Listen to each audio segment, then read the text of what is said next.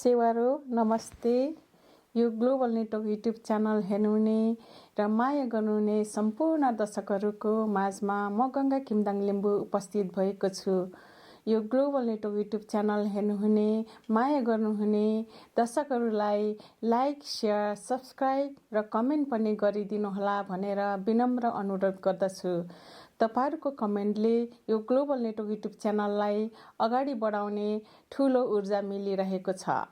यो global network YouTube च्यानलको main objectives भनेको हिस्ट्रीलाई एक्सप्लोर गर्ने, कल्चरलाई प्रोटेक्ट गर्ने, प्रमोट गर्ने र सभ्यतालाई बचाऊ भन्ने हो। यो ग्लोबल नेटवर्क युट्युब च्यानल हेर्नुहुने, माया गर्नुहुने, संसारभरि छर्नुभएको दर्शकहरूले कमेन्ट र सल्लाह सुझाव दिइराख्नु भएको छ र यो ग्लोबल नेटवर्क युट्युब च्यानल हेर्नुहुने, माया गर्नुहुने दर्शकहरूको कमेन्ट र सल्लाह सुझावले यो ग्लोबल नेटवर्क युट्युब च्यानललाई अगाडि बढाउने ठूलो ऊर्जा मिलिरहेको छ।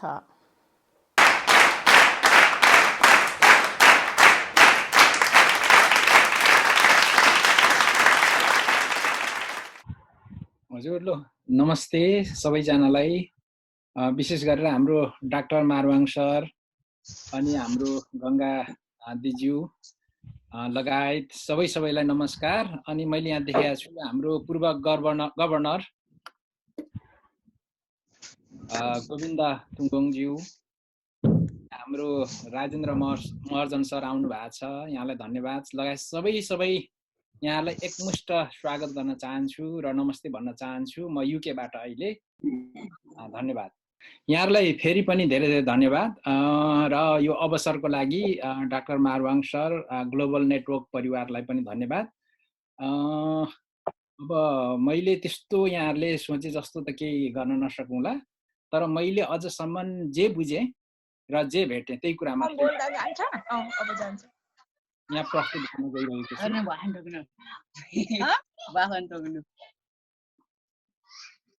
र विशेष गरेर मैले चाहिँ विगत 2-2.5 दशकदेखि नेपाली साहित्यमा पछि पछ्याउँदै जाने क्रममा धेरै कुराहरू अनुभूत गरियो, अनुभव गरियो र खास कुरो के रहेछ त भनेर बुझ्दै जाँदाखेरि आजसम्म मैले भेटेको कुराहरू चाहिँ यहाँहरूलाई सेयर गर्न चाहन्छु। विशेष गरेर यो भाषाको कुरा रह्यो। अब भाषाको बारेमा विभिन्न प्रसिद्ध व्यक्तिहरूले भनेको कुराहरू यहाँले देखिहाल्नुभयो। भाषा सबैभन्दा खतरनाक हतियार हो। अब नेल्सन मण्डेलाले भनेका थिए, जसलाई भनिएको उसले बुझ्ने भाषामा बोल्दा उसको दिमागमा गएर बस्दछ र उसैले बोल्ने भाषामा कुरा गर्यो भने उसको मुटुमा गएर बस्दछ। यसले प्रष्ट बनाउँछ भाषाको महत्त्वलाई। र अलिक अप्ठ्यारो छ यो, मैले यसरी राखेको छु। अलिकति सरलीकरण गर्ने क्रममा अलिकति पढ्दा अप्ठ्यारो पनि लाग्न सक्छ। आजको यो छोटो प्रेजेन्टेसनमा चाहिँ यी विषयहरूमा म केन्द्रित रहेर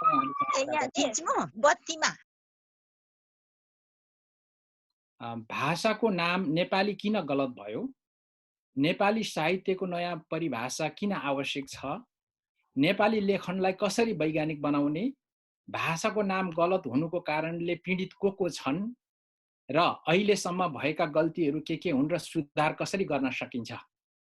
सम्भवतः यो अलिक तपाईहरु धेरै हाम्रो अमृत सर हुनुहुन्छ लगायत धेरै हुनुहुन्छ, यो खालको विषय के कसरी तपाईहरुको कमक्रस भएको थियो भन्दा अगाडि मलाई थाहा भएन, तर मैले चाहिँ यसरी नै राख्ने दुस्साहस गरेँ।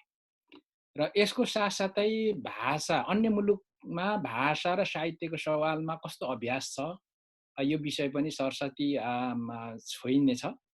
त्यस्तै गरी नेपाली भाषा साहित्यको पृष्ठभूमि तथा विरासत, यो त सामान्यतया तपाई हामीलाई थाहा छँदैछ। यद्यपि यसलाई कोट्याउनु पर्ने पाटो हामीले छुटाएका छौं कि जस्तो पनि लाग्छ। र नेपाली साहित्य भित्र कुन कुरालाई अटाउने भन्ने कुरा पनि आउनेछ र मुलुकको पहिचानसँगै भाषिक पहिचान कसरी आउने गर्दछ, यो पनि हामीले देख्दै बुझ्दै आएका कुरा हुन्। र सरस्वती हेर्दाखेरि भारतीय साहित्य के रहेछ भनेर यसो गुगल गर्ने हेर्ने हो भने समग्रमा त्यहाँ के देखिन्छ भने 29 वटा राज्य, अहिले त 31 वटा हो के अरे, र 7 युनियनभित्र बोलिने 780 भाषाको साहित्यलाई भारतीय साहित्य, र त्यो भित्रका हिन्दी साहित्य भयो, मराठी भाषाको मराठी साहित्य भयो, तमिल भाषाको तमिल साहित्य भयो आदि इत्यादि त्यहाँ अटाउने गरेको रहेछ। त्यस्तै गरी ब्रिटिस साहित्य, अब यहाँ तपाईँ हामीलाई थाहा छ हामी इङ्ग्लिस साहित्य धेरै हेर्छौँ, तर ब्रिटिस साहित्य हान्यो भने फेरि अलिक भिन्नै आउँदो रहेछ। आइल्स अफ म्यान, च्यानल आइसल्यान्डभित्र बोलिने सबै भाषाहरू एङ्ग्लो नर्मन, कोर्निस, स्कटिस, ग्यालिक, वेल्स, अङ्ग्रेजी लगायतको भाषालाई चाहिँ ब्रिटिस साहित्य भनेर भनिएको छ। त्यस्तै गरी पाकिस्तानमा पनि धेरै भाषा रहेको छ, फिलिपिन्समा पनि त्यस्तै भाषाहरू रहेको छ। अब अलिकति म चाहिँ विषयवस्तुतिर जान चाहन्छु। आजको विषयवस्तु भनेको चाहिँ खास नेपाली भाषा अथवा यो नेपाली भाषाको विरासत के हो, इतिहास के हो भन्दाखेरि चाहिँ यसको एउटै मात्रै पुरानो शिलालेखको रूपमा चाहिँ यो दामुपालको शिलालेखलाई मानिँदो रहेछ। यद्यपि यो शिलालेख धेरै कन्ट्रोभर्सी पनि भनिन्छ र यसलाई 100% विश्वासै गर्न सकिन्छ भन्ने आधार पनि खासै छैन, तर योभन्दा अर्को विकल्प पनि छैन। त्यसैले तपाईँले यहाँ देखिहाल्नुभयो दामुपालको शिलालेख यसरी सुरक्षित गरेर राखिएको छ। अब यहाँ सबैभन्दा इम्पोर्टेन्ट कुरा यहाँहरूलाई म आकर्षण गर्न चाहन्छु। हामीले सामान्यतया बोल्ने भाषालाई खस भाषा पनि भन्ने गरेका छौँ। पर्वतीय भाषा, पहाडे भाषा, गोर्खा भाषा आदि इत्यादि भनिएको छ। अनि फेरि खस भाषा भन्दै जाँदाखेरि खस भाषा आफैमा फेरि लोक उन्मुख छ, अनि हामी आफैमा दुविधाहरू आउने। त्यसैले यो वास्तवमा के हो त भनेर अलिक खोज्दै जाँदाखेरि खस भाषा जुन चाहिँ सिन्जा सभ्यताको भाषा, त्यो ठाउँबाट जुन उत्पत्ति भयो खस भाषा, त्यसको चाहिँ अरू 11वटा प्रशाखा अर्थात् 3वटा प्रशाखा माने कतिले चाहिँ छुट्याउनु भएको छ। यो 11वटा प्रशाखाहरू भेटिन्छ, जस्तै जुम्ली, डोटेली, बैतडेली, अछामी, दैलेखी, बझाङ्गी, बाजुरेली, दार्चुरेली, दोलपाली, डडेलधुरी र गढवाल है। अब यति प्रशाखाहरू मध्ये हामीले अहिले बोलिरहेको यो जुम कन्फरेन्स गरिरहेको भाषा चाहिँ सबैभन्दा नजिक चाहिँ जुम्ली भाषा हुँदो रहेछ भन्ने चाहिँ यहाँहरूलाई म जानकारी गराउन चाहन्छु र अरू यहाँहरूलाई योभन्दा बढी जानकारी भए सेयर गरिदिन अनुरोध पनि गर्छु। र अहिलेसम्म यो हामीले बोलिरहेको नेपाली भाषा बोल्नेको सङ्ख्या चाहिँ 5 करोड भन्ने एउटा वेबसाइटमा भेटियो, तर अघि एक प्रकारले हिसाब गर्दाखेरि 3 करोड एराउन्ड 26 लाख जस्तो देखिन्छ, तर अहिले चाहिँ 5 करोड राखियो, केही छैन।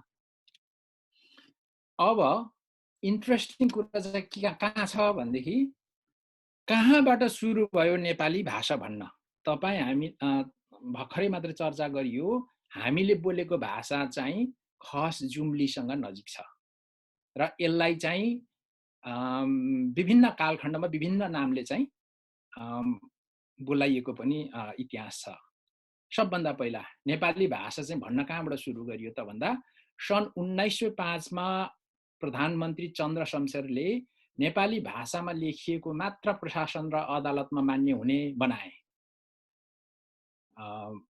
भनेपछि त्यति धेरै टाढोको कुरा त होइन। त्यस्तै गरी सन् 1910 मा अन्य भाषालाई बन्देज लगाइयो। त्यस्तै गरी सन् 1920 देखि सुधपा, सूर्यविक्रम गेवाली, धरणीधर कोइराला र पारसमणि प्रधान, उहाँहरूको रोल साह्रै महत्त्वपूर्ण छ, त्यसैले पनि यहाँ राखिएको छ। सन् 1932 मा कलकत्ता विश्वविद्यालयमा नेपाली पहाडिया खसपुराको सट्टा सुधपाको दबावमा नेपाली भाषा भन्न लगाइयो।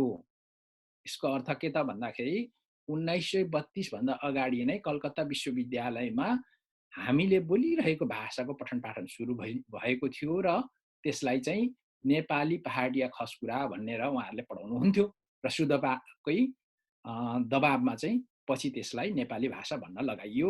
यो माङ्गेना पुस्तकको पृष्ठ 44 मा छ। अब यो भाषाकै कुरा गर्दाखेरि एक दुईवटा कुरा मलाई लिन मन लागेको त्यो माङ्गेना पुस्तकबाट। देशकै नाममा इकार जोडेर जब शासकीय भाषालाई जब नेपाली बनाइयो तब अरू भाषा र संस्कृतिहरू स्वतः बहिष्कृत भए। यो माङ्गेनाको पृष्ठ 53 रहेको छ। यो मनन योग्य भनाइ छ। त्यस्तै गरी यो मलाई सबैभन्दा मन परेको र यही वर्डले चाहिँ मलाई यो फिल्ममा निरन्तर तानिरहेको छ। हाम्रा आदरणीय राजेन्द्र मोहन सर पनि यहीँ हुनुहुन्छ। उहाँले एउटा लेख लेख्नु भएको छ यो 2016 सालमा। भाषाको मामिला हेर्दा यस्तो देखिन्छ, हामी महेन्द्रकालीन राष्ट्रवादको दुर्गन्धी दहमै भैँसी जस्तै रमाइरहेका छौँ। हो, हामीलाई थाहा छ, हामी आज भेला भएका मध्ये साह्रै धेरैले यो भाषा साहित्यको फिल्ममा कलम चलाउँछौँ। तर हामीलाई यो आज जुन पाटोमा छलफल गरिरहेको छौँ त्यो पाटोमा कति चिन्तन गरेका छौँ भन्ने चाहिँ आफैमा मलाई प्रश्न गर्न मन लाग्छ। र हामीले देख्यौँ नेपाली पहाडीय खसकुरालाई चाहिँ नेपाली भाषा भनियो। यो गलत या सही? म यो तपाईहरुलाई पनि प्रश्न गर्न चाहन्छु। अब खास हामीलाई समस्या चाहिँ कहाँ छ त? के छ त? यो पनि हेर्न पर्यो। जब खस भाषालाई नेपाली भाषामा नेपाली भाषा भनियो, त्यसले अहिले के समस्या दिइरहेको छ भन्दा जो नेपाली बोल्दछ ऊ मात्र नेपाली हो भन्ने भ्रम। दोस्रो, जो नेपाली उसले नेपाली बोल्नु पर्दछ भन्ने गलत मनोविज्ञान, माफ गर्नुस् है,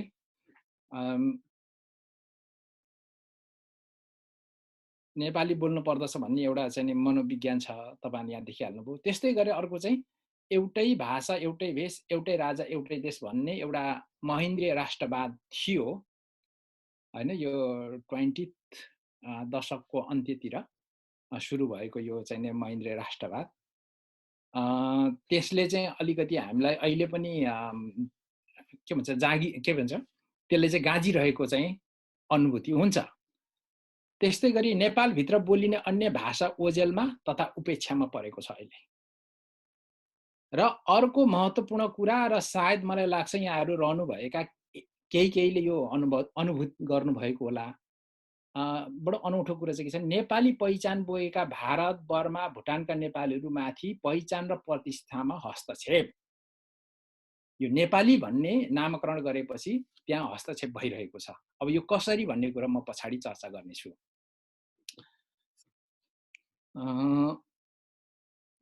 म फेरि अलिकति गर्न चाहन्छु। जो नेपाली बोल्दछ मात्र नेपाली भन्ने भ्रम, अर्थात् जो नेपाली उसले नेपाली बोल्नु पर्दछ भन्ने गलत मनोविज्ञान।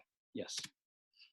अब नेपाली भाषा नामकरणको कारण सबैभन्दा बढी मारमा को परेको छ हैन, यो विषयमा अलिकति हेरौँ। विशेष गरेर सबैभन्दा मारमा चाहिँ भारतीय नागरिक जो नेपाली बोल्छन्, भाषाको नाम नेपाली भनिएकै कारण आम भारतीयलाई नेपालबाट काम गर्न आएका सम्झन्छ। नेपालबाट कुल्ली, भरिया र चौकीदार गर्न जाने चलन धेरै भएकाले नेपाली भाषा बोल्ने भारतीयहरूलाई पनि हिंसा गरिन्छ। त्यस्तै समस्या बर्मा, भुटान लगायत नयाँ नेपाली बस्तीको मुलुकहरूमा पनि छ भनेको चाहिँ अब बिस्तारै बिस्तारै हङकङ, युकेतिर पनि यो फैलिँदो छ। अब दोस्रो मारमा पर्ने भनेको चाहिँ नेपालमा नेपाली भाषा बाहेक आफ्नो मातृभाषा बोल्ने सबैलाई दबाब छ, सच्चा नेपाली हुन नेपाली भाषा बोल्नुपर्छ भन्ने गलत मनोविज्ञानले। र तेस्रो नम्बरमा छ भाषिक बोझ, एक समुदायको शास्त्रीय विरासत पढाउने,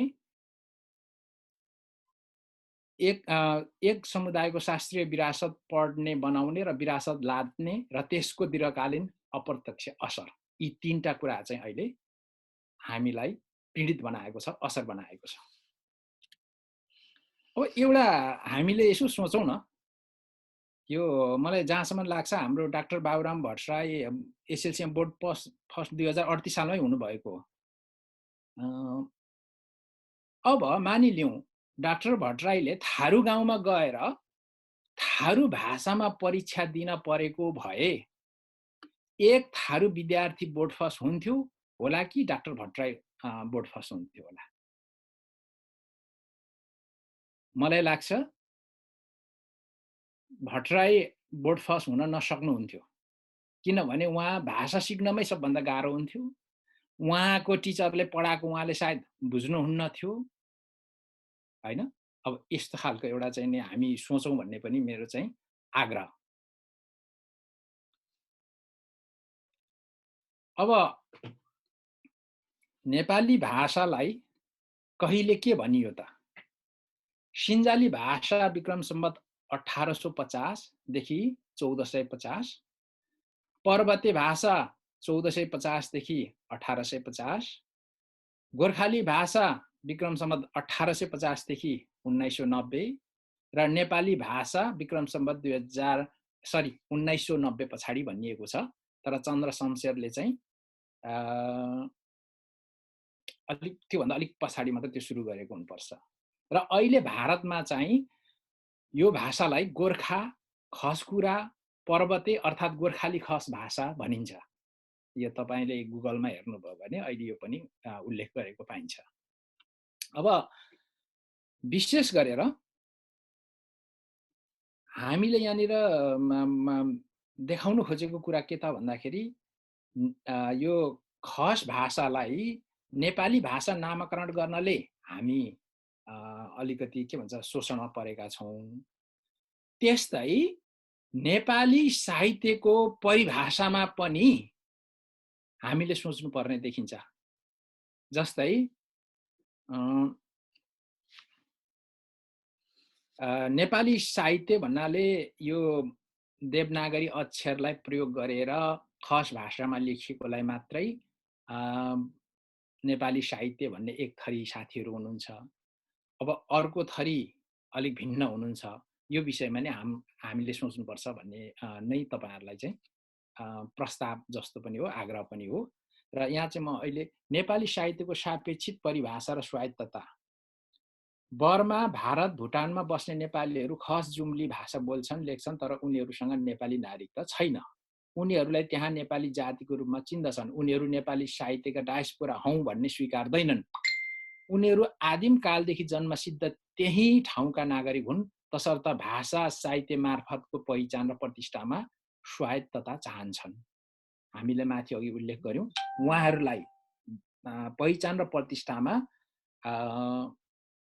काठमाडौँबाट अथवा नेपालबाट उहाँहरूलाई चाहिँ हस्तक्षेप गरिएको छ। अब प्रश्न आयो, वास्तवमा के हो त नेपाली साहित्य? नागरी लिपि प्रयोग गरेर नेपाली भाषाको साहित्य मात्रै नेपाली साहित्य हो, या नेपालभित्र बोलिने विभिन्न 125 भन्दा बढी मातृभाषाहरूको साहित्यहरू समग्रमा नेपाली साहित्य हो? यसमा छलफल गरौँ, बहस गरौँ भन्ने यहाँहरूलाई प्रस्ताव। अब मेरो अध्ययनले चाहिँ के देखाउँछ भने नेपाली साहित्यको परिभाषा परम्परागत जसरी हामीले गर्दै आएका छौं त्यसले अब पुग्दैन, त्यो पर्याप्त छैन। त्यसैले अबको नेपाली साहित्यको परिभाषा यस्तो हुनुपर्छ भनेर सामान्य ड्राफ्ट चाहिँ यसरी गरिएको छ। नेपालभित्र बोलिने सबै मातृभाषा सहित भाषाहरूको साहित्य तथा विभिन्न भूगोलमा रहेका नेपाली पहिचान भएका र नेपाली परिचयमा गौरव गर्नेले खस जुम्ली वा आफ्नो मातृभाषामा लेखेको साहित्य नेपाली साहित्य हो। यहाँ प्रष्ट के गर्न खोजिएको छ भने सबै भाषाहरूको साहित्य नेपाली साहित्य, र यहाँनिर नेपाली भाषालाई पनि खस जुम्ली भनेर राखिसकिएको पनि यहाँले देखिसक्नुभयो। अब त्यस्तै गरी मातृभाषाको साहित्यलाई चाहिँ कसरी व्यवस्थित गर्ने त? हामी यो अहिले खस भाषाको बारेमा चर्चा गरियो, त्यसको साथसाथै मातृभाषाको कुरा पनि हामी जोडियो। अब मातृभाषालाई चाहिँ हामी कसरी व्यवस्थित गर्ने त? उनीहरूद्वारा अथवा मातृभाषी लेखक साहित्यकारहरूद्वारा सिर्जित साहित्यलाई कसरी नामाकरण गर्ने? उदाहरणको निम्ति नेपाली भारतीय साहित्य, नेपाली बर्मेली साहित्य, नेपाली ब्रिटिस साहित्य, यो सँगै मातृभाषाको सवालमा चाहिँ लिम्बू भारतीय साहित्य, लिम्बू नेपाली साहित्य र लिम्बू बर्मेली साहित्य स्वाभाविक रूपमा आउनु पर्दछ। यतिसम्म चाहिँ भेट्छ। त्यस्तै गरी अर्को कुरो मैले माथि पनि मेन्सन गरिसकेँ, किन नामकरण नेपालीको सट्टा खस जुम्ली राख्ने त भन्ने सवालमा मैले एउटा के डकुमेन्ट भेटाएँ भने भाषा वैज्ञानिक सर्वेक्षण अन्तर्गत 2016 मा जुम्ली नेपाली भाषाको अध्ययन भएको थियो। अध्ययनले जुम्ली नेपाली भाषा बाजुरा, बझाङ र अछाममा पनि बोलिने गरेको उल्लेख गरेको छ। यद्यपि यसमा डोल्पा, जाजरकोट, दैलेख, सल्यान, रुकुमतिर पनि बोलिने जानकारी छ। भाषा वैज्ञानिक सर्वेक्षण 2016 को अध्ययनको फिल्ड प्रतिवेदन अनुसार जुम्ली नेपाली भाषी मध्ये 75% अरूसँग कुरा गर्दा प्राय नेपाली भाषाको माध्यम प्रयोग गर्ने गर्दछन्। गर्दाखेरि यसले प्रश्न बनाउँछ कि जुम्ली भाषा चाहिँ नेपाली भाषासँग हामीले बोलिरहेको भाषा चाहिँ एकदमै निकट छ। यस कारणले पनि यसलाई चाहिँ खस जुम्ली भाषा भनियो भनेदेखि प्रष्ट हुन्छ भन्ने प्रस्ताव। अब म सरसर्ती जान्छु। अघि मैले हेडिङमै मेन्सन गरे अनुसार लेखन सुधार कस्तो हुनुपर्छ त? नेपाल सरकारले 2069 मा स्वीकृत गरेको नेपाली वर्ण विन्यास एउटा पुस्तक थियो, जुन चाहिँ ध्वनि विज्ञान सम्मत उहाँहरूले ल्याउनु भएको थियो, वैज्ञानिक थियो।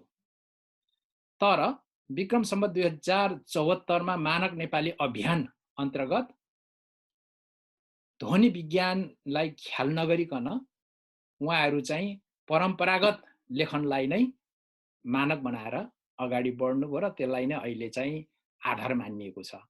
जसले के गर्यो त भन्दाखेरि नेपाल अथवा धर्म ग्रन्थहरू चाहिँ पुरानो परम्परागत लेखन चलनमा थिए, तिनीहरू चाहिँ बचाए।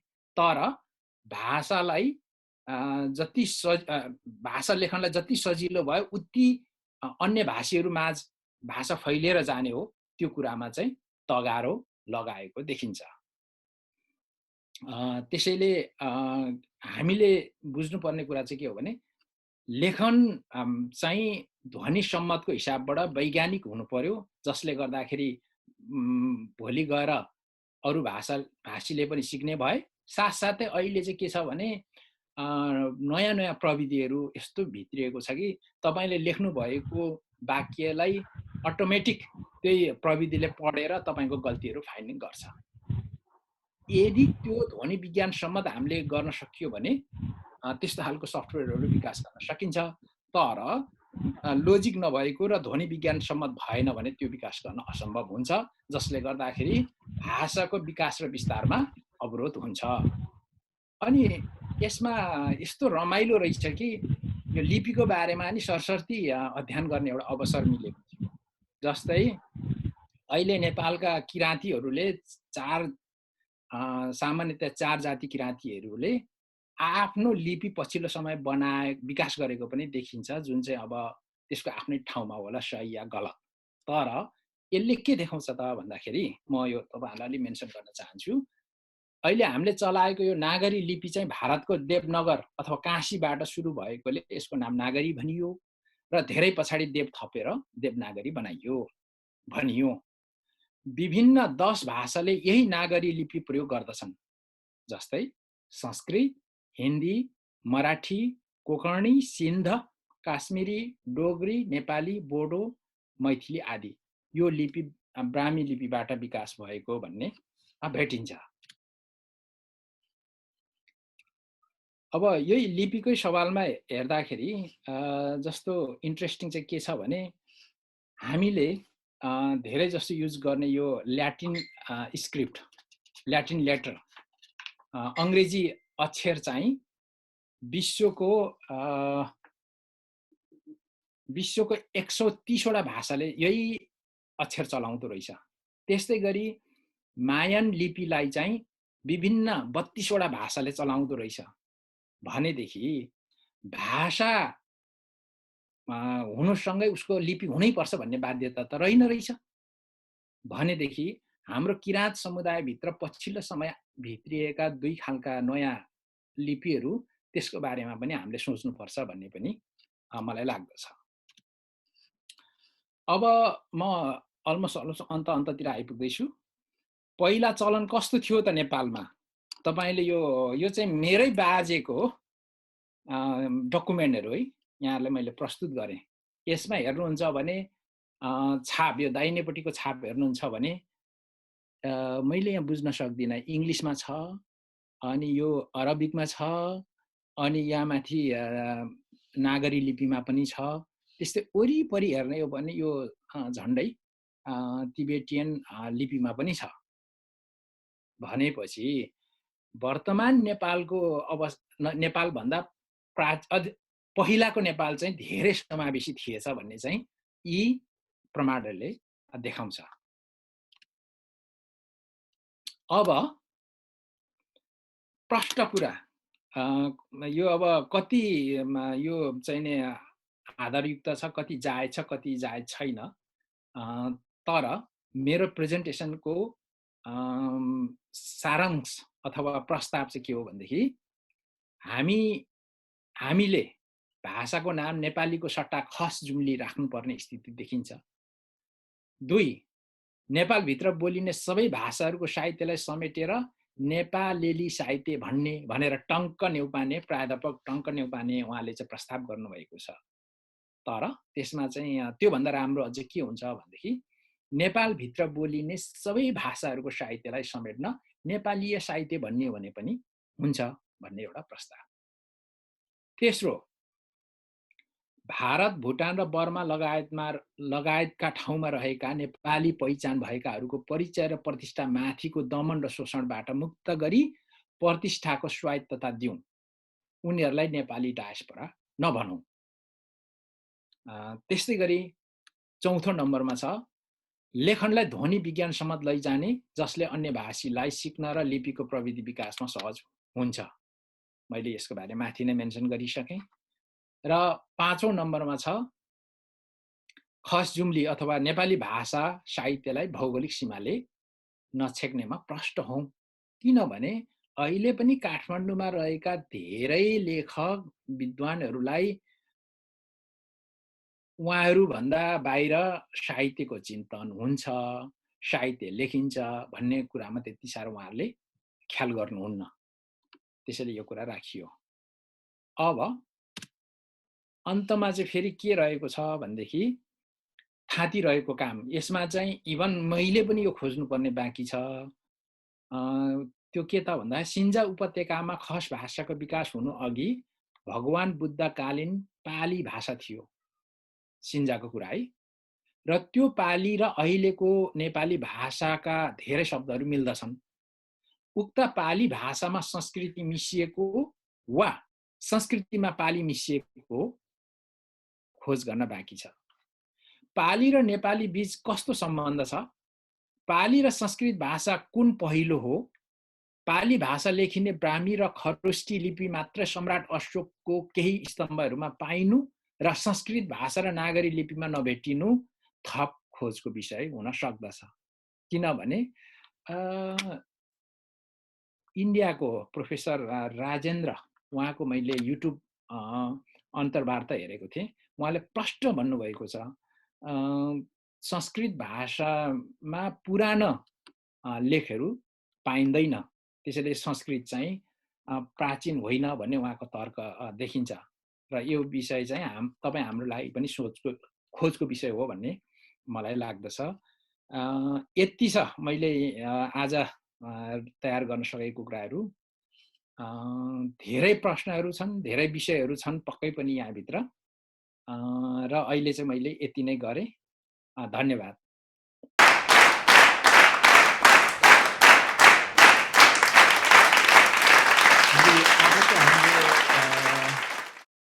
प्रेजेन्टर विश्वदेव तिगेला आदाङज्यूलाई धेरै धेरै धन्यवाद छ। उहाँले धेरै डिपर लेभलमा चाहिँ रिसर्च गर्नुभएको रहेछ। यो लोकल रिजनलदेखि तपाईँको ग्लोबल लेभलको भाषा र साहित्यको कुराहरू जोडेर आए।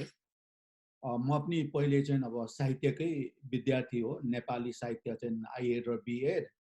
अनि इङ्ग्लिस चाहिँ आइएड बिएड एमएसम्म गरेको थिएँ तर पछि चाहिँ म रेटोरिकमा लागेँ र तपाईँले चाहिँ एउटा चाहिँ पुरानो हाम्रो मेरो चाहिँ किनभने म चाहिँ अब यो लिटरेचरलाई अपडेट गर्दै नआएको हुनाले एउटा खालको च्यालेन्जिङ मेरो ट्रेडिसनल थटलाई चाहिँ च्यालेन्ज गर्ने खालको एकदम दामी खालको रिसर्चहरू प्रेजेन्ट गर्नुभयो यसको लागि तपाईँलाई धेरै धेरै धन्यवाद अब चाहिँ गएर तपाईँले यो स्टप सेयरिङ भन्ने माथि रातो बटन कता देख्नुहुन्छ होला तपाईँको स्क्रिनदेखि माथि अनि त्यो गर्नुहोस् अनि त्यहाँदेखि अब यो क्वेसन आन्सर चाहिँ अब यही नै अब सुरु गरौँ यहाँ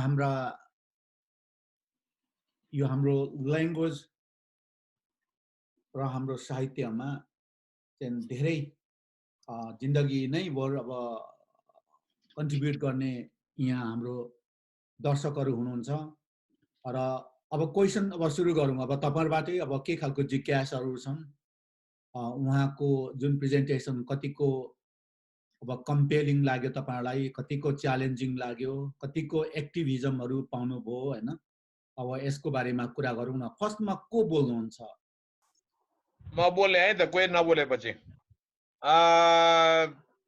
धन्यवाद विश्वासजी एकदमै राम्रो तपाईको कम्प्रिहेन्सिभ कम्पेलिङ पनि तपाईको प्रेजेन्टेसन लाग्यो दुईटा कुराहरू तपाईले सन्दर्भ त्यहाँ पुर्याउनु पनि भएको छ यो एकपटक चाहिँ यो हाम्रो सीके लालजीले नेपाली भाषा चाहिँ खास एबीसीडी अथवा आसामी यो के भन्छ त्यस पछाडि बनारसी यो दार्जिलिङे अनि यिनीहरूले चाहिँ बनाएको यो एउटा के भने एउटा manufacture kind of fabricated language हो वास्तवमा यो कुनै त्यस्तो यसको पनि छैन भनेर भनेको थियो त्यो प्रतिपक्ष नेपाली भाषा प्रेमीहरूले धेरै त्यसमा कमेन्ट गरेका थिए तर त्यसमा अरु फर्दर डिस्कसन भएन तपाईले अहिले 1932 मा गएर कलकत्ता युनिभर्सिटीमा त पुर्याउनु भयो यो चाहिँ पहिले तपाईले भने जस्तो जुम्ली अथवा यसको ओरिजिन चाहिँ सिन्जाओ यताउति भन्थे तर म पूर्वतिरको मान्छे त्यहाँ पोखरामा गएर बोल्दाखेरि तपाईको भाषा रेडियोमा मात्रै सुन्न पाइन्छ भन्थे अनि के भनेको रहेछ भन्दाखेरि चाहिँ यो अहिले हामीले बोल्ने गरेको भाषा चाहिँ साँच्चै त्यो नेपाली नभएर एबीसीडी हो कि भन्ने जुन सिकेलालको आर्गुमेन्ट चाहिँ मलाई निकै कम्पेलिङ लागेको छ यसमा तपाईको राय के छ अहिले यति मात्रै राखे एक मिनेट है तपाईलाई धेरै धेरै धन्यवाद अनि अब विप्लव लिम्बुज्यूले ह्यान्ड रेज गर्नुभएको छ एक्सिडेन्टली हो कि उहाँको इन्ट्रेस्ट नै हो हैन विप्लव आदामबाजी हो विप्लव आदाम तपाईको म्युट छ त तपाईको ह्यान्ड रेज देखिरहेको छु अनि खुसी लिम्बुले पनि हात उठाउनु भएको छ है मामुतेन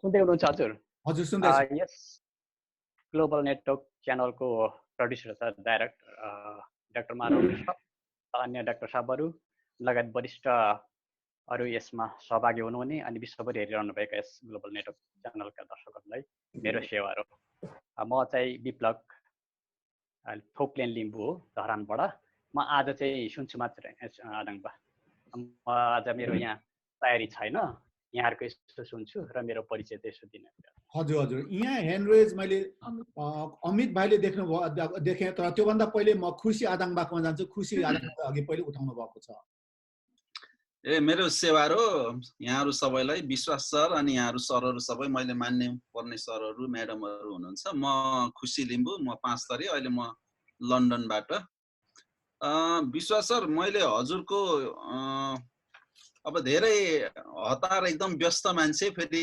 भर्खरै युनिभर्सिटीको आफ्नो कोर्स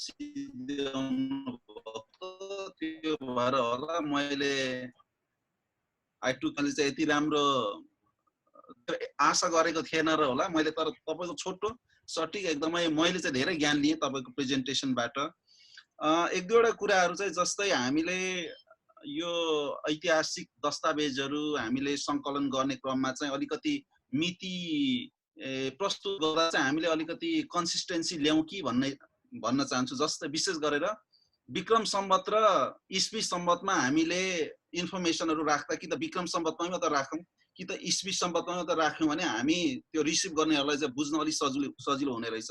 हुन त सोर्समा अब कुनै विक्रम सम्वतमा छ, कुनै इस्वीमा हुन्छ होइन। त्यो हामीले एउटा कन्सिस्टेन्सी ल्याउन सक्यौँ भने धेरै बुझ्नेहरूलाई सजिलो हुन्छ भन्ने लाग्छ। अनि यो नेपाली भाषाले के भन्ने सन्दर्भमा भरे यहाँ सरहरू हुनुहुन्छ होइन भन्नुहुन्छ, तर मलाई लागेको माङ्गेनामै हाम्रो पाठक युग पाठकजीले के चाहिँ एउटा प्रपोजल गर्नुभएको छ भने नेपाली भाषालाई खस माध्यम भाषा भनौँ भन्नुभएको छ होइन। सरले यहाँ प्रपोज गर्नुभएको छ नेपाली भाषालाई चाहिँ खस जुम्ली भाषा भनौँ भन्नुभएको छ होइन। त्यो दुईटा नै राम्रो छ, तर अब कुन चाहिँ बढी एक्सेप्टेबल हुन्छ होइन, खस जुम्ली भाषा या नेपाली माध्यम भाषा भन्दा नेपाली राष्ट्र भाषा हो भन्ने चाहिँ अब न्यारेटिभ अब सकिसक्यो होइन। हामीले चाहिँ खस जुम्ली भाषा अथवा नेपाली माध्यम भाषा भनेर भन्ने त्यो चाहिँ एउटा डिबेटको पाटो हुन सक्छ होइन। अनि यो विषयमा चाहिँ अलिकति नेसनल न्यारेटिभ बनाउनु पर्यो ठुलै रूपमा। यो विषयमा चाहिँ जस्तै मरवाङ खवाङ सर हुनुहुन्छ, हाम्रो अरू सरहरू माबुवाङ सरहरू हुनुहुन्छ, हजुरहरूले बोल्नु भएको चाहिँ अलिकति नेसनल लेभलमा नै एउटा न्यारेटिभ जस्तो हुन्छ। जस्तै नेपाली भाषा आजभन्दा पहिले कम्तीमा पनि यो संविधान आउनुभन्दा पहिले चाहिँ नेपाली भाषा मात्र राष्ट्र भाषा भन्ने चाहिँ एउटा जुन हाम्रो मान्यता थियो, अहिले आएर चाहिँ सबै भाषा नेपाली भाषा हो भन्ने तरिकाले चाहिँ यहाँहरूले चाहिँ अलिकति त्यो एम्प्लिफाई गरिदिनु भयो भने धेरै राम्रो हुन्छ भन्ने लागेको छ। अनि अन्त्यमा सर ध्वनि विज्ञान सम्मत हाम्रो भाषा हुनुपर्छ भन्नेमा चाहिँ यसमा पनि जस्तै युनिफर्मिटी छैन। जस्तै भूमि भन्नु पर्यो भने हामीले जस्तै भू त दीर्घ हुन्छ, अब त्यसलाई अङ्ग्रेजीमा लेख्नु पर्दा BHUMI लेख्ने कि BHOOMI लेख्ने, यस विषयमा भाषाविदहरू र साहित्यकारहरू बिच पनि एक किसिमको एग्रिमेन्ट भयो भने धेरै राम्रो हुन्छ हामी पाठकहरूलाई भन्ने लाग्छ। अहिलेलाई त्यति नै हो सर मेरो। हजुर धन्यवाद छ। तपाईँको आन्सर मलाई जहाँसम्म पक्कै पनि आउँछ कि यहाँ आज चाहिँ धेरै धेरै कुनका चाहिँ लिङ्ग्विस्टहरू पनि हुनुहुन्छ। म सेकेन्डमा अब अघिको ह्यान्ड आधारमा है हाम्रो अमित याक्थुङ ज्यूकोमा जान्छु, अनि त्यहाँदेखि प्रमोद श्रेष्ठज्यूले पनि हात उठाउनु भएको छ। त्योभन्दा पहिले म हाम्रो अमित याक्थुङ बा आदाङबाकोमा जान्छु। उहाँ अलिकति हतार पनि हुनुहुन्छ भनेर मलाई पहिले भन्नुभएको थियो। लु अमित याक्थुङ बा आदाङबाज्यू। के राख्नु सेवा है सबैलाई। नगेन हाम्रो डाक्टर माराङ गाम्बुले विशेष चाहिँ मैले सुरुमै अब यो के अरे च्यामा प्रतिदिन चाहे। अब म लगभग 15 मिनटमा चाहिँ ड्युटीमा हिँड्छु। अगाडि नै लगभग आज चाहिँ 7-8 घन्टा चाहिँ म विभिन्न ग्रुपसँग बोलिसकेको, यो चाहिँ नछुटाउँ भनेर। सर्वप्रथम चाहिँ हाम्रो विश्वासदीप तिगेलाज्यूलाई चाहिँ एकदमै भारी बधाई र धन्यवाद पनि। र उहाँलाई पनि थाहा छ यो पेपर उहाँले बनाउँदाखेरि चाहिँ मसँग सिरिज अफ सिक्वेन्समा चाहिँ छलफल पनि भएको छ। यो पेपरलाई चाहिँ मैले एकदमै नजिकबाट अध्ययन पनि गरेको छु। मेरो धेरै प्रश्न छैन, किनकि अब यो पेपर चाहिँ मैले पढेर उहाँलाई चाहिँ व्यक्तिगत रूपमा धेरै सुझावहरू पनि दिइसकेको छु। फेरि पनि अब पब्लिक फोरममा मैले अलिक उपयुक्त ठान्छु। मेरो स्टिल एक दुईवटा चाहिँ जिज्ञासा छ। जस्तो हिजो मात्र पनि हामीले त्यो नेफिनको एउटा जुम कन्फरेन्स पनि हेरेको थियौँ। हाम्रो डाक्टर त्यहाँ हाम्रो के अरे तामाङज्यूले चाहिँ प्रेजेन्ट गर्नुभएको थियो। त्यहाँ जिस्ट कुरा राख्नु भएको छ क्या, त्यो संवैधानिक कोणबाटै नेपालले चाहिँ कसरी रेकग्नाइज गरेको छ। अमृत सर हुनुहुन्छ, यहाँ पनि हुनुहुन्छ। ए हजुर, उहाँ पनि हुनुहुन्छ डाक्टर साहब होइन? ल उहाँ नै हुनुहुन्छ, सायद उहाँले धेरै बोल्नुहुन्छ होला। अब मलाई पनि त्यसले स्ट्राइक गरे क्या, त्यति मैले माइनटली हेरेको थिइनँ। एउटा चाहिँ संवैधानिक हिसाबले नै नेपाली भाषा र मातृभाषा भनेर चाहिँ वर्गीकरण गरेको छ। यसले पनि तपाईँको डुवेल मलाई लाग्छ मेन्टालिटी देखाइसकेको छ होइन। भने चाहिँ खस इत्तर अथवा हाम्रो विश्वासदीपजीले भने जस्तो खस जुम्ली जुन त्यो प्रशाखा अन्तर्गत 3 मध्ये एउटा राख्नु भएको छ, मुख्य 13वटा प्रशाखा र 3वटा मूल शाखा मध्ये। खस जुम्ली या अहिलेको हामीले भनेको खस या पर्वते या गोर्खा जे भने पनि जुन एउटा आएको छ विभिन्न संस्करणमा। अब मैले यो देखेको अब डायस्पोरामा पनि एउटा समस्या देखेको छु। नेपालमा त संवैधानिक हिसाबले दुईटा किता काट गरिगयो, त्यसलाई एउटै कसरी बनाउन सकिन्छ। अनि त्यसको माथि छाताको नामको प्रश्न पनि हो नि त यो त, होइन? जस्तो खस जुम्लीलाई ल खसमा अहिलेको हामीले बोलेको भाषालाई चाहिँ खस जुम्ली या खसमा हामीले के अरे सब्जुगेटेड गरौँला, तर माथि चाहिँ के राख्ने त? जस्तो नेपाली भने जस्तो एज अ होल अम्ब्रेलाको टिपमा राख्नेको नामको प्रश्न आयो नि त, होइन? त्यसले गर्दाखेरि जस्तो उहाँले प्रस्ताव गर्नुभएको नेपाली त्यो पनि एउटा डिस्कोर्सको विषय चाहिँ बन्न सक्छ है। मलाई पनि त्यो हाम्रो प्राध्यापक डाक्टर टङ्क नेउपानेको कता कता अव्यावहारिक पनि लागेको थियो पहिलेदेखि। जस्तै नेपाली भन्दाखेरि फेरि पनि त्यो हेजेमनी चाहिँ अन द टपै देखेँ क्या मैले। अलिकति अप्ठ्यारो पनि, व्यावहारिक हिसाबले उच्चारण गर्न नै अप्ठ्यारो। मनोविज्ञान चाहिँ फेरि उहाँहरू चाहिँ अब जस्तो खसहरूको हायरार्की चाहिँ अझै एक स्टेप माथि गरेर अरूलाई चढाउने भन्ने, यहाँ चाहिँ तपाईँको हायरार्की लेस बनाउने भन्ने कुरा छ भाषाको स्ट्याटसमा, होइन? त्यो एउटा समस्या देखेँ। अर्को जस्तो हामी जस्तो ब्रिटेनमा छु, म युकेमा छु। ब्रिटेनमा नेपालीहरूले रचेको साहित्यलाई के भन्ने, होइन? एउटा क्वेसन छ नि। र भारतको जस्तो सिक्किम एउटा एकदमै हिस्टोरिक हिसाबले या दार्जिलिङ हिस्टोरिक हिसाबले एउटा नेपालको एउटा साइनो छ, होइन? त्यहाँ रचेको साहित्य बर्मामा बोलिने भाषा या साहित्यले के कुन क्याटेगोरीमा राख्ने, होइन? यहाँ ब्रिटेनको चाहिँ मैले लेखेँ भने चाहिँ के हुन्छ, जस्तो याक्थुङ पानमा लिटरेचर लेख्यो भने त्यो चाहिँ ब्रिटिस याक्थुङ लिटरेचर हुन्छ कि ब्रिटिस नेपाली हुन्छ क्या, त्यो एउटा डिस्कोर्स छ क्या। नेपालमा चाहिँ ताप्लेजुङको एउटा याक्थुङले लेखेको साहित्य चाहिँ त्यो नेपाली लिम्बू याक्थुङ साहित्य हुन्छ कि के हुन्छ साहित्य, त्यो एउटा रह्यो क्या। र अर्को यो जस्तो 1816 को सुगौली सन्धि पश्चात जुन भर्ती केन्द्र सुरु भएको छ नि, अधिकतम कम्युनिटी चाहिँ तपाईँको गोर्खाको नामले पनि चिनिन्छ क्या। त्यो चाहिँ एउटा ठुलो डिस्कोर्स छ, होइन? त्यो के भन्ने मलाई लाग्छ कतिपय संस्थाहरू चाहिँ तपाईँको गोर्खा नेपाली समाजहरू चाहिँ गोर्खाको नाममा पनि छन् क्या विश्वभरि। अब त्यसलाई यो भाषाकोले कसरी एड्रेस गर्छ, होइन? त्यो मेरो एउटा जिज्ञासा रह्यो लगभग। अनि अर्को ध्वनिको कुरा अघि आफ्नो यहाँ खुसी ताबाजीले पनि उठाउनु भयो। यो ध्वनिको विषय चाहिँ एकदमै सेन्सिटिभ हुँदो रहेछ, किनभने जस्तो केही 5-7 वर्ष अगाडि जुन भाषाशास्त्रीहरूको किता काटे भयो नि नेपालीमा चाहिँ हलन्त काट्दै काट्दै गर्दा एकदमै अव्यावहारिक थियो नि त्यो त। त्यसले गर्दाखेरि भाषाशास्त्रीहरूले नै त्यो मलाई लाग्छ व्यावहारिक हिसाबले त्यो चलन चल्तीको जुन हामी विशेष गरी भन्छौँ सांस्कृतिक भाषा, याक्थुङमा चाहिँ अब म त 3टा भाषा भन्छु। एउटा प्राज्ञिक भाषा एकाडेमिक हिसाबले जुन हामी अखबारमा लेख्छौँ या थेसिसमा लेख्छौँ त्यो एकाडेमिक भाषा भयो। एउटा सांस्कृतिक भाषा जुन चाहिँ हामी गाउँ ठाउँमा बोक्छौँ, जुन चाहिँ डिक्सनरीको बोलिँदैन क्या। अनि एउटा चाहिँ मुन्दमी भाषा। यो 3टा भाषा त्यसले कुन कोणले हेर्ने क्या, त्यो चाहिँ जनजातीय पर्सपेक्टिभबाट पनि आउनुपर्छ कि जस्तो लाग्छ। मैले आज यति नै बोलेँ, धन्यवाद। यो सेवारो तपाईँहरूको यो एकदम करिङ एज क्वेसनहरू एउटा कन्सेप्टहरू ल्याउँदै आउँदै हुनुहुन्छ। यसले गर्छ यसले चाहिँ जहाँसो लाग्छ हाम्रो एउटा ट्रेडिसनल ल्याङ्ग्वेज र लिटरेसीको एउटा ल्याङ्ग्वेज र लिटरेचरको कन्सेप्टलाई चाहिँ धेरै च्यालेन्ज गर्छ जस्तो मलाई लागेको छ। र हाम्रो अमृत याक्थुङबा आदाङबाज्यूलाई धेरै धेरै नोगेन सेवारो। ल अब नेक्स्ट आउँदै हुनुहुन्छ प्रमोद श्रेष्ठ आदाङबाज्यू। आदाङबा भनेको चाहिँ हाम्रो याक्थुङ भाषामा लिम्बू भाषा चाहिँ आदरार्थी हो। अनि यो चाहिँ हजुर म चाहिँ अब साहित्यमा चाहिँ त्यति चाहिँ रुचि नभएको र त्यति दखल नभएको, होइन? यो भाषाको नामाकरण सम्बन्धी चाहिँ केही कुराहरू चाहिँ म अहिले राख्न चाहन्छु। सबभन्दा पहिला सबैहरूलाई मैले जोजोलोपा र हाम्रो विश्वदीप टेकेलाज्यूलाई बधाई र धन्यवाद दिन चाहन्छु सबै इन्फर्मेसनहरू दिनुभएकोमा।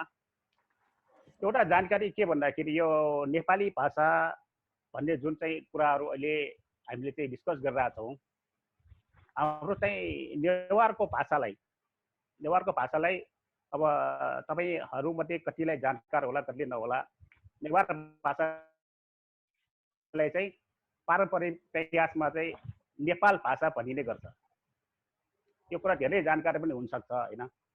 तर अब राज्यले चाहिँ नेवार भाषा भनेर नेपाल भन्ने शब्दसँग साइनो टाढा बनाउने, जबरजस्ती चाहिँ टाढा बनाउने एउटा चाहिँ दुष्चक्र, नेपाल भनेको राज्य, नेपाल भनेको देशसँग चाहिँ जबरजस्ती चाहिँ नाता टाढा बनाउने एउटा दुस्सग्रे नेवार भाषा भन्ने नामाकरण गरिएको छ र यता खस भाषालाई पर्वते गोर्खाली विभिन्न नामकरण हुँदाहुँदै नेपालसँग जबरजस्ती नाता जोडेर नेपाली भनेर नामकरण गरेर हामी सबैले यो कुरा जानकार छौँ।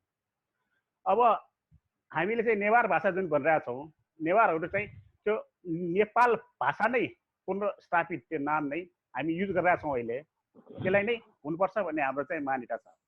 यसबारेमा चाहिँ तपाईँहरू चाहिँ अब के भन्नुहुन्छ होइन? हाम्रो चाहिँ विश्वदीप जीको चाहिँ के कुरा चाहिँ मैले चाहिँ बुझ्नु खोजेको।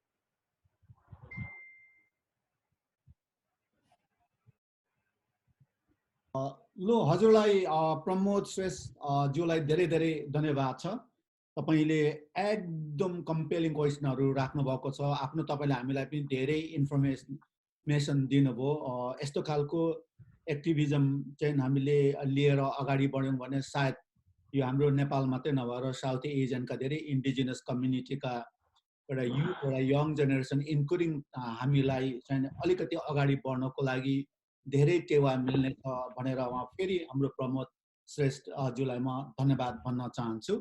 र हामी अब नेक्स्टमा अब कोही नेक्स्ट हुनुहुन्छ? विश्वनाथ तेगेलाजीको प्रेजेन्टेसन मलाई निकै नयाँ लाग्यो। मैले नेपाली भाषाको अध्ययन गरेको छैन। नेपाली साहित्य पढ्छु अमृतजी, तपाईको त्यो तल स्टार्ट भिडियो लेफ्ट ह्यान्ड साइडमा पर स्टार्ट भिडियोमा क्लिक गरेछ, त्यहाँ क्रस गरे होला नानीले। स्टार्ट भिडियो ओके त क्लिक गर्नुभयो, त्यो जुन काटेको छ नि त्यो हटेन? स्टार्ट भिडियो क्लिकै हटेन क्या हो? त्यो एउटा रेड एउटा हो रेड मैले गरे काम दिएन, फुच्चै चाहिएन बोले जाओस् कोही बात छैन। हजुर काम गरेन छोरा है। सुनिन्छ सुनिन्छ मजाले। हजुर भिडियो मात्रै आएन। अब यहाँ चाहिँ म हाम्रो साहित्यकार डाक्टर निमेश लम्साल ज्यूलाई उहाँले विचार राख्छु भन्नुभएको छ। उहाँलाई म चाहिँ उहाँको विचार यहाँ राख्न म हार्दिक अनुरोध गर्दछु। उहाँ हुनुहुन्छ डाक्टर निमेश लम्साल ज्यू। भयो। नमस्कार सर, म अलिकति यो नेपालको मन्थलीको प्रचण्ड गर्मीले अलि अनुहार चाहिँ देखाउन लागेको स्थिति छैन, त्यही भएर म बोल्छु मात्रै है सर। हुन्छ, तपाईँको फोटो आइरहेछ, ठिकै छ। हस्, म चाहिँ अलिकति ढिला आइपुगेँ। अब यतैतिर सानोतिनो कामहरूमा अल्झिया थिएँ। अनि खास चाहिँ नि योभन्दा म जोडिनुभन्दा पहिला चाहिँ अब महत्त्वपूर्ण प्रस्तुतिहरू भयो होला भन्ने कुरामा चाहिँ म विश्वस्त छु, तर मैले छुटाएँ है। अनि पछाडितिर कमेन्टहरू सुन्दाखेरि चाहिँ मलाई कस्तो लाग्यो भने भर्खरै एकजनाको कमेन्ट सुने मैले, जसले चाहिँ यो अब विभिन्न भाषाहरूलाई राष्ट्रिय भाषा मान्ने कुरामा त त्यो दुविधा रहेन होइन भने त हामीले राष्ट्रिय एकता नै प्रवर्धन गर्न सक्दैनौँ। तर जुन त्यो छाताको माथिको जुन मेन डन्डी हो, जुन डन्डीले नै सबै भाषाहरूलाई जोड्ने र भाषिक राष्ट्रिय एकता कायम गर्ने कुरामा रोल प्ले गर्न सक्छ, त्यो चाहिँ चाहिने हो कि जस्तो लाग्छ मलाई। म केही समय पहिला प्राध्यापक आनन्द शर्मा सरको एउटा महत्त्वपूर्ण लेक्चर सुन्न पाएको थिएँ। उहाँले चाहिँ केही यस्ता विषयवस्तुहरू उठान गर्नुभएको थियो, प्राध्यापक आनन्द शर्मा सरले, कि नेपाल अहिले पछिल्लो 10-15 वर्ष यता नेपालमा चाहिँ पछिल्लो 10-15 वर्ष यता चाहिँ एउटा बलियो राष्ट्रिय एकताको आधार भेट्टाउन सकिरहेको छैन हाम्रो देशले, जसले गर्दाखेरि हामीहरू बीच विभिन्न किसिमले हामीहरू बीच चाहिँ नि द्वन्द्व भइरहेको छ। त्यो राष्ट्रिय एकता के हुन सक्छ? सबै भाषाहरूलाई जोडेको एउटा माला हुन सक्छ। एउटा मालामा एउटा मात्रै फुल किन चाहियो र? एउटा मालामा विभिन्न किसिमको फुलहरू जोडेर त्यो रङ्गी बिरङ्गी माला बन्न सक्छ।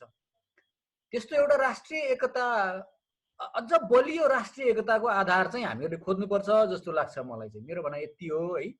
जस्तो अहिले भारतले चाहिँ नेपालको भूमिबाट जबरजस्ती बाटो बनाएर चाहिँ चाइनासम्म बाटो लग्न थाल्यो। अनि भन्छ उसले, भारतले आफै भन्छ त्यो चाहिँ विवादित भूमि हो, उसले आफै भनिरहेछ कि त्यो चाहिँ विवादित भूमि हो भनेर भन्छ। फेरि उसले एकतर्फी विवादित भूमि हो भने त उसले एकतर्फी किन त्यहाँ बाटो लाने? यस्ता केही विशेष मुद्दाहरूमा फेरि एउटा बृहत राष्ट्रिय एकता आवश्यक पर्छ। त्यसले त्यो राष्ट्रिय एकता चाहिँ हामीले कसरी खोज्ने भन्ने चाहिँ चिन्ताको विषय मेरो हो। मेरो भनाइ यति हो सर। लु निमेश आदाङबाज्यूलाई धेरै धेरै धन्यवाद छ। अब हाम्रो अमृत योन्जन आदाङबाज्यूको टेक गाईले बनाइदिनु भयो। तपाईको लिटरेरी मुभमेन्टको बारेमा पनि सुनौँ, कस्तो खालको कम्पेरेटिभ स्टडीहरू गर्न सकिन्छ, कस्तो च्यालेन्जिङ कुराहरू आज आए, कस्तो के भए, लु एकताल बताइदिनुहोस् न अनुभागज्यू। तपाईलाई तपाईको त्यो उ पनि गर्नुहोस् अनम्युट।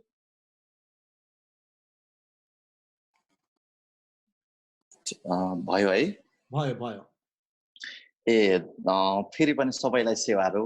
आज विश्वदीप तिगेला सरलाई शुभकामना। र यस्तो मिठो साहित्य सम्बन्धी, भाषा सम्बन्धी चाहिँ हामीलाई यो कार्यपत्र प्रस्तुत गर्नुभएकोमा धेरै धेरै धन्यवाद। र डाक्टर मोराङ दाजुलाई पनि। हामीले चाहिँ अलिकति भाषा र नेपाली साहित्यलाई कसरी परिभाषित गर्न सक्छौँ, जस्तै मैले देखेको चाहिँ उहाँले अहिले एउटा कुरा के चाहिँ अरू धेरै राम्रो कुराहरू अत्यन्तै राम्रो गर्नुभएको छ, तर नेपाली साहित्यको नयाँ परिभाषा र कसरी हेर्ने भन्ने त्यो चाहिँ हामीले कस्तो भूमिका कसरी अपनाउनु पर्छ भन्ने चाहिँ अलिक स्पष्ट आएन। कि मैले भन्न खोजेको के हो भने हामीले केही मानकहरू चाहिँ अब भत्काउनु पर्छ जस्तो लाग्छ।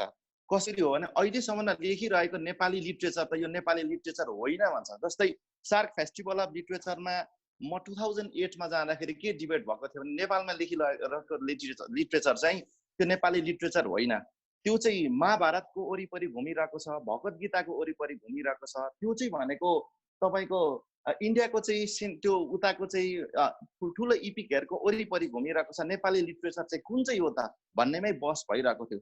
र हामीले हाम्रो भाषामा लेख्दाखेरि पनि कुन चाहिँ हो त नेपाली। राजेन मुकारुङले के भन्नुहुन्छ भने नेपाली साहित्यमा अहिलेसम्म नेपाली साहित्य लेखिएकै छैन र अब नेपाली साहित्य लेख्न जरुरत छ। अब हामीले यो 125 वटा भाषामा लेख्नको लागि लेखिँदा मात्रै नेपाली साहित्य हुन्छ कि, अथवा त्यो भाषालाई हामीले यो अहिले मेन स्ट्रिममा यो सीमान्तकृत भाषाहरूलाई मूलधारामा कसरी लान सक्छौँ।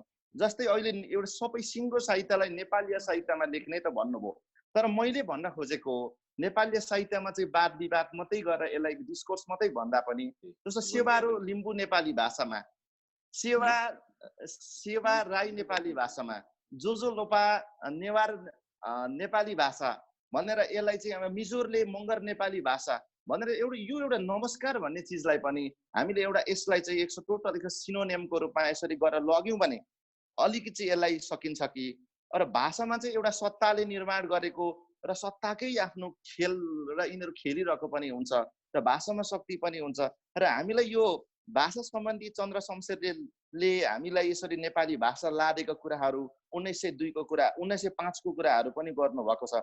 तर विश्वदीप तिगेला सरको चाहिँ के हो भने अबको नेपाली खाटी र नेपाली माटोको सुगन्ध नेपाली साहित्यलाई चाहिँ अन्तर्राष्ट्रिय स्तरमा ब्रान्डिङ गर्नुको लागि चाहिँ नेपाली साहित्य कस्तो हुने त्यो चाहिँ महत्त्वपूर्ण आउनु पर्थ्यो कि जस्तो लाग्छ।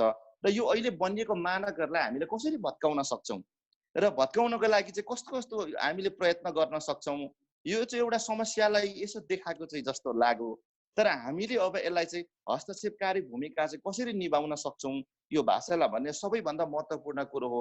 र अर्को सीमाहीन भत्काउनु केही नेपाली साहित्यमा यस्तो भ्रम पनि छ, जो काठमाडौँमा बसेर लेख्नुहुन्छ, जसले नेपाली काठमाडौँमा बसेर चाहिँ अखबारे लेखन लेख्नुहुन्छ, कविता लेख्नुहुन्छ, त्यो चाहिँ हामी मात्रै केन्द्र हो भन्ने पनि एउटा चाहिँ भ्रम छ। र यो केन्द्रलाई कसरी भत्काउन सक्छौँ भन्ने चाहिँ सबैभन्दा महत्त्वपूर्ण चिज पनि हो। र यो विकेन्द्रीकरणको लागि चाहिँ कसरी पहल गरिनुपर्छ भन्नेमा त्यो सोचिनु पनि पर्छ कि जस्तो लाग्छ। र अर्को कुरो भाषाको कुराहरूमा चाहिँ श्वेतताको कुरोमा अलिक विभिन्न भाषाहरूको कुरोहरूमा या आदिवासी जनजातिहरूले कुरा गरिरहेकोमा मलाई चाहिँ के लाग्छ भने हाम्रा चिजहरूलाई यी भएको चिजहरूलाई यी खस भाषामा नि कसरी सशक्त रूपमा लेख्न सक्छौँ र हामीले यी चिजहरूलाई कसरी चाहिँ अन्तर्राष्ट्रिय अथवा अरू भाषाहरूमा नि लान सक्छौँ, त्यो चाहिँ महत्त्वपूर्ण चिज हो। जस्तै लेटिन, ग्रिकहरू, स्पेनिक, जर्मनहरूले पनि त्यही इङ्ग्लिस नै रोमनलाई नै प्रयोग गरिरहेको देख्छु र मेरो कमी पनि कमजोरी पनि हुन सक्छ। तर हामीले हाम्रो चिजहरूलाई चाहिँ कसरी लेख्न सक्छौँ सशक्त रूपमा, त्यो चाहिँ महत्त्वपूर्ण कुरो हो जस्तो लाग्छ। र एउटा कुरो चाहिँ हामीले अहिलेसम्ममा मानिरहेको मानकहरू, जस्तै एकाडेमिकली हेर्ने हो भने अहिले हामी प्रत्येक पाठ्यक्रमलाई हेर्ने भने पनि यो पाठ्यक्रमले चाहिँ सत्ताको भाषा बोलिरहेको हुन्छ। जता हेरे पनि यो पाठ्यक्रमले हिन्दू सत्तालाई प्रमोट गर्नु नै हो र हिन्दूले डिजाइन गरे अनुसारको चाहिँ पाठक र हाम्रो मनन चिन्तन र दिमाग डेभलप गर्नु नै हो। र यो डेभलपमा चाहिँ यसले हाम्रो भाषालाई सिध्याइरहेको हुन्छ, यसले भाषालाई पल पल सिध्याइरहेको हुन्छ। यो भाषालाई काउन्टर एट्याक गर्न अथवा यो भाषादेखि माथि उठेर चाहिँ राष्ट्रिय तहमा पनि सबै हाम्रो भाषालाई चाहिँ बराबर प्यारेलाली लानको लागि चाहिँ के हुन सक्छ त विकल्प, त्यो चाहिँ महत्त्वपूर्ण हो। अनि अघि अमित याखुङबाज्यूले भन्दै हुन्थ्यो त्यसको अम्ब्रेलाको कुरो, त्यो अम्ब्रेलामा चाहिँ हामी केमा हुन सक्छौँ त? अब नेपाली कि त नेपालीलाई मान्ने हो कि मान्नुको लागि अझै यसमा चाहिँ बहस र छलफल हुनुपर्छ जस्तो लाग्छ। र अहिलेको साहित्यहरूमा चाहिँ पछिल्लो समयमा साहित्यिक कुराहरू चाहिँ मलाई लाग्छ कि हामी अलिक भावनात्मक तरिकाले पनि बगिरहेको छौँ। जस्तै अहिले लिपुलेखको लिम्पियाधुराको कुराहरू आइराख्दा पनि हामी के भन्छौँ भने हाम्रो कविहरू चाहिँ देशको दुश्मनहरूले यसरी आक्रमण गरिरहेको बेलामा चाहिँ हाम्रो कविताहरू कस्तो छ भने कविहरूको अलिक राष्ट्रिय स्तरमा सांस्कृतिक गहन चिन्तन गर्नुपर्नेमा चाहिँ मनोमञ्जिल जस्तो कविहरूले के भन्छन् भने म दुश्मनलाई फुल जतिकै मन पराउँछु, आफ्नो देश र आफ्नो परिवेश आफ्नो संस्कार संस्कृतिमाथि आक्रमण गर्दा पनि दुश्मनलाई फुल जतिकै मन पराउन सकिन्छ जस्तो लाग्दैन। र नेपाली भाषामा र अरू मलाई के लाग्छ भने विश्व नगरचीकै कुरा साउन मुकारुङ दाइले लेखे। विश्व नगरचीलाई चाहिँ मैले त्यतिखेर दलित शिल्पीहरूको कुराहरू उठाएका छन्, तर विश्व नगरचीलाई त्यो कोणबाट भन्दा पनि मलाई चाहिँ उनले पृथ्वीनारायण शाहलाई चाहिँ लड्नको लागि सहयोग गरेका थिए र उनलाई चाहिँ के गरे भने उनलाई उनको गुणगान त्यहाँनिर लेखियो। तर उनले पृथ्वीनारायण शाहलाई दलितको पक्षबाट प्रश्न उठाएको भए उसको इतिहास सकिन्थ्यो। र हामीले इतिहासमाथि प्रश्न गर्ने हो र प्रश्न कुन र कसरी गर्ने भन्ने चाहिँ त्यो कोणहरू अलिकति प्रष्ट रूपमा विश्वदीप सरले हामीलाई एउटा यो हस्तक्षेप कसरी गर्न सकिन्छ भन्ने कोणहरू आएको भए चाहिँ अलिक सुन्दर हुन्थ्यो। म यति नै राख्छु। लु सेवारो एकदम करिङ एज लिडिङ एज आइडियाहरू लिएर आइयो, क्वेसन पनि दरो राख्यो, आफ्नो तपाईँहरूको लिटरेरी एउटा जर्नीको बारे पनि राम्रो खालको एउटा डिस्कोर्स राख्नुभयो, तपाईँहरूको थ्योरी फिलोसफीहरू ल धेरै। अनि दाजु मुनाराज शेर्मा दाई हुनुहुन्छ समालोचक, त्यहाँ अरू र जब्बर समालोचक, उहाँलाई पनि एकचोटि बोल्नको लागि उहाँलाई पनि दिन। आजको प्रोग्रामबाट यो ग्लोबल नेटवर्क युट्युब च्यानल हेर्नुहुने सम्पूर्ण दर्शकहरूको माझबाट म गङ्गा किमदाङ लिम्बू बिदा लिनु चाहन्छु। बिदा लिनुभन्दा पहिला यो हाम्रो ग्लोबल नेटवर्क युट्युब च्यानललाई लाइक, सेयर, सब्सक्राइब र कमेन्ट पनि गरिदिनु होला भनेर विनम्र अनुरोध गर्दछु।